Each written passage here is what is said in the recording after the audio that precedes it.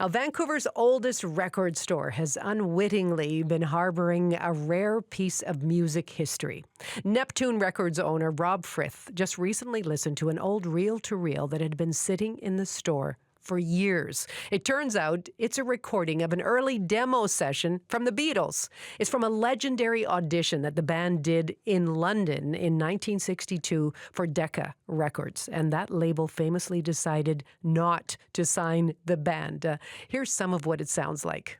Money don't get everything it's true, but what it don't get, I can use the one money. That's what I want. That's what I want. That's what I want. So that's some of the recording Neptune Records owner Rob Frith recently discovered. And Rob is with us in studio right now. Hi there. Good afternoon to you. Yeah, good afternoon. Okay, wait. This has got to have a story. This reel was just hanging out in the store for years. What compelled you to finally take a listen? Well, it's been like I bought a collection years ago and it was in there. And I just assumed, because it said Beatles demos, that it was just like a bootleg, like someone had transferred some records onto a reel-to-reel tape. So it just sat there. And I'm doing a project, a History of Vancouver Rock 60s bands thing. And I've got a bunch of tapes that I had to get transferred. So I went to my friend Larry Hennessy's place. He has a studio that plays every kind of tape imaginable. And we went there to transfer other stuff. And at the very end of the night, we brought this tape out just to see what it was. And we put it on, and it was like unbelievable. It's like the Beatles were in the room with us. The quality was just insane. Like, we could not believe the quality of this thing. So just describe that scene, the reaction in the studio when you figured out what you were listening to. Well, there's three of us, my friend Doug Schober and Larry. We're just sitting there looking at each other like, wow, like this is not what we expected it to be.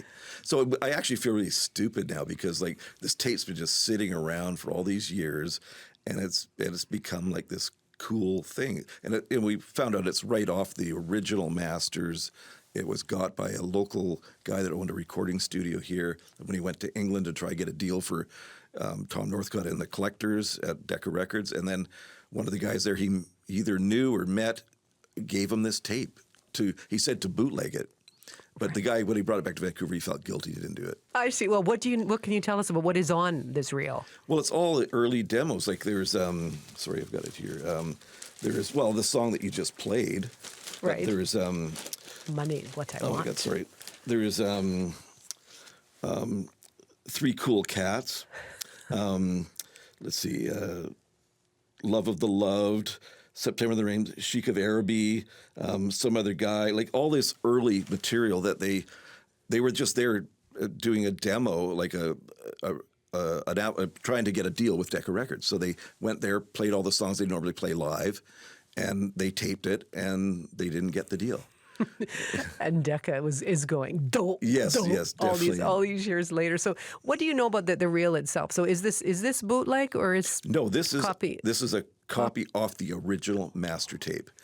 So, like tapes start to wear out over time after they get used. So, this one is like basically perfect quality. Since it's never been listened to, it's been sitting. Well, yeah, like just imagine if you went to Abbey Road Studios and had a chance to take a master, like a tape off the original tape of the Beatles' first album.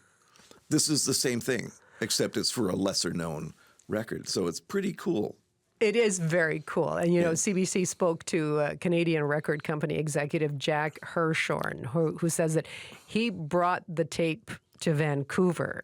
He owned Can-Bay Studios in West Vancouver, so that later became Mushroom Studios. He told CBC he was given the tape by a producer in London, England, and was told it was a copy of their auditions, suggesting that Hirshhorn release it in America. Just listen to Jack Hirshhorn. I didn't want to do that. I didn't want to put it out because I felt I didn't think it was a totally moral thing to do. These guys, they're famous and they deserve to have, the right royalties on it. It deserves to come out properly. And I didn't know the Beatles, I didn't know them at that time. And I just kept it on the shelf, and we kept it on the shelf at Mushroom Studios. It was in there with all of our master tapes. It was just sitting there. So that's the Canadian record company executive, Jack Hershorn. Well, I actually know Jack. Yeah, okay. But I didn't realize the connection, but I had the tape. Well, how then? So he told CBC he left the company in 1973. He sold the business. He sold the business. So Yes. how did this reel to reel? How did this end up in your hands? I this is really weird, but we buy so many collections.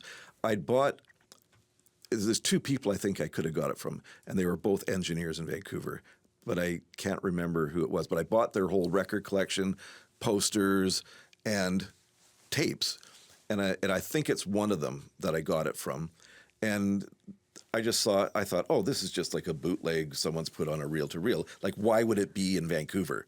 So I didn't realize what it was until we listened to it at Larry's place. And then it was like, okay, this is something. This is special. So you say it's a copy of the original recording. So how valuable would this be? Well, people keep telling me it's worth like tens of thousands or maybe even $100,000.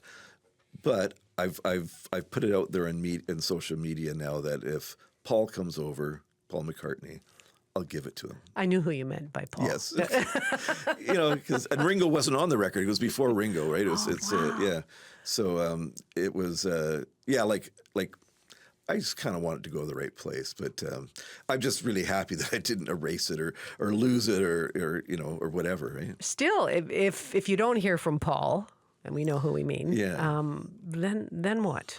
Well, one thing I was thinking of doing, and people have suggested this to me, is to have like an event where we play this tape in Vancouver that people can come and hear right off the master tape as a charity event and donate the to and some wear charity. Fashion from that year. Yeah, that's even a better idea. That would that's be a good fun. one. People keep adding things to this thing, so that's actually a great idea.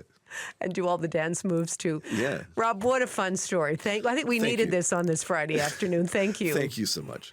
That's Rob Frith, the owner of Neptune Records, who recently discovered he's the proud owner of a rare Beatles recording.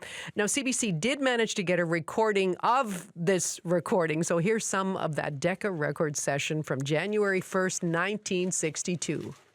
That's what I want. That's what I want.